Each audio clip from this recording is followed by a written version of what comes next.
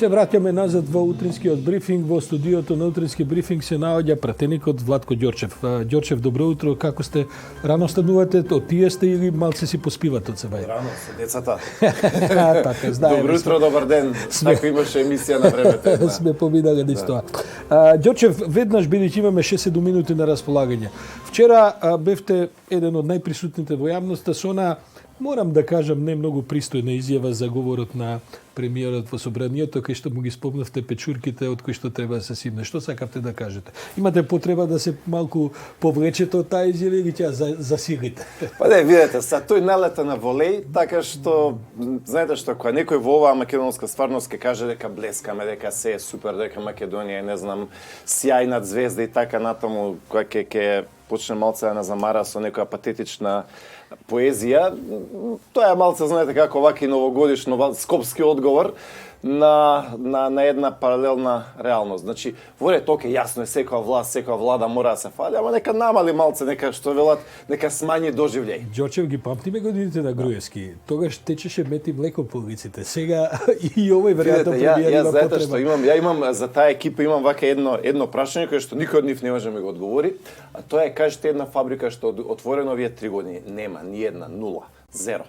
Така што можеме да се мериме во секој дел, значи, не знам, изградба на автопатишта и така натаму, но тие теми се издебатирани години и години наназад, така што, знаете како, ако некогаш ние сме имале ситуација да еве нешто тешко може да се брани или офсайди и така натаму, мислам дека сега власта ни дава материјал на дневна основа, така што вие волеи вака кои што Заев и екипата ни ги даваат, радо ги реализираме. Ќе ги видиме ефектите од тоа накратко, предпоставам, за 3-4 месеци. Прво да ве прашам каква е вашата оценка за оваа собраниска година зад нас. Завршуваме една година која беше прегнантна, која што беше густа со настани, која што подразбираше многу меѓународна агенда и така натаму. Вие во собранието задоволни сте од својата работа и од работата на собранието? Па генерално за нас е тешка година, но спомнувајќи ги оние 3 месеци, да, за 3 месеци апсолутно очекуваме промени.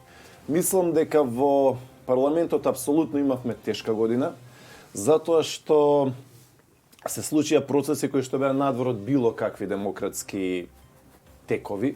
Значи имавме носење на пратеници буквално од затвор дента да гласаат, односно од притвор. Имаше силување на власт, имаме ситуација, внимавајте сега, Ордановски, каде што власта во 2 недели предлага веќе скоро, ние велевме 200 закони. Последниве неколку дни имаме 50 закони, за 2 недели 300 закони. Значи тоа 70 години наназад се нема случајност. Значи јас велам од таа зграда не од 90-та година. Да ве потсетам, имаше денови во минатото кога се усвојува по 30 закони со по 30 на секунди дискусија. Памтите? Видете, апсолутно памтам, но тоа беше во ситуација каде што пратениците на СДСМ година дена не доаѓаа на работа. Значи, бойкотира, но се зема на сличен начин се буневте и вие тогаш како се ама видете, нема споредба. Значи нема споредба. Ваква да имаме ситуација упади на специјалци кај пратеници, автомати и така натаму, ова во Македонија го немало. Можеби ова имало Владко Ѓорчев, го памтите декемврискиот ден кога имаше упади на специјалци во собранието ги влече пратениците опозиција. Ордановски, значи ваква ситуација да имаме каде што у Пеца Бајле влагаат 20 специјалци кај пратени го носат на суд и така натаму, каде што се уценуваат луѓе, глас е вака или онака или кидеш во затвор и така натаму, ова никогаш го немало. Никогаш. Само да довршам мислата од преска. Значи имаме ситуација каде што 300 закони во собранието се предложени. 300 закони во 2 недели.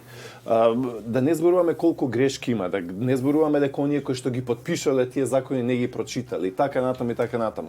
Значи, власта за ова апсолутно нема легитимитет. Нашиот повик до нив е, луѓе, си одите за 5 дена.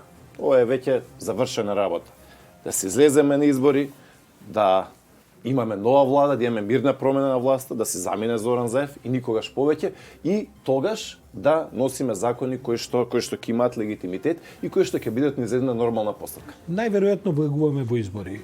Прво да ве прашам лично, вие ќе бидете ли предводник како и секогаш на некој од листите на ВМРО, бидејќи сте неизвестен начин еден бренд, еден заштитен знак на партијата? Рано е се уште да се каже, тоа ќе видиме во тек на јануари и февруари, но она што е важно, а мислам дека се чувствува веќе и во воздухот, тоа е ВМРО ДПМНЕ да победи. Значи, Македонија не смее и не може да се дозволи уште нови 3-4 години од Зоран Заев. Би ве прашал за коментар околу овие квалификации за шпиц кандидати, за тоа дали лидерите треба да се повлечат од политиката воопшто доколку ги изгубат изборите. Кој е вашиот став за тоа? Мицковски фрли ракавицата и кажа: ако победам, ќе создам и составам владата, ако изгубам, ќе се повлечам од политиката.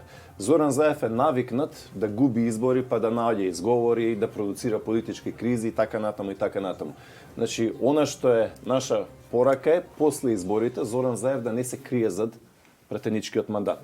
Ако е толку сигурен Заев дека му врват политиките, дека како што вели тој блескам и дека сме сјаен пример за Европа и светот, тогаш нека каже: ако изгубам, ќе се повлечам од политиката. Значи, таа фрлена ракавица од Мицковски емитира самодоверба која што е базирана на незадоволството и револтот на граѓаните и растечката доверба за ВМРО да победи. Значи ли тоа дека и Мицковски ќе биде на кандидатските листи за пратеник? Бидејќи Па, ако велите мислам- Заев дека ќе биде, претпоставам дека и лидерот на Не, опозицијата. обратно е. Значи, знаете како, предлогот на Мицковски е лидерите на партиите, значи Мицковски, Заев, да не бидат на пратеничките Да, листи. меѓутоа ако Заев Да. прифати да биде, дали Мицковски ќе? Видете, тоа е хипотетичко прашање, најдобро може да го прашате него, но понудата од Мицковски во моментов до Заев е следна.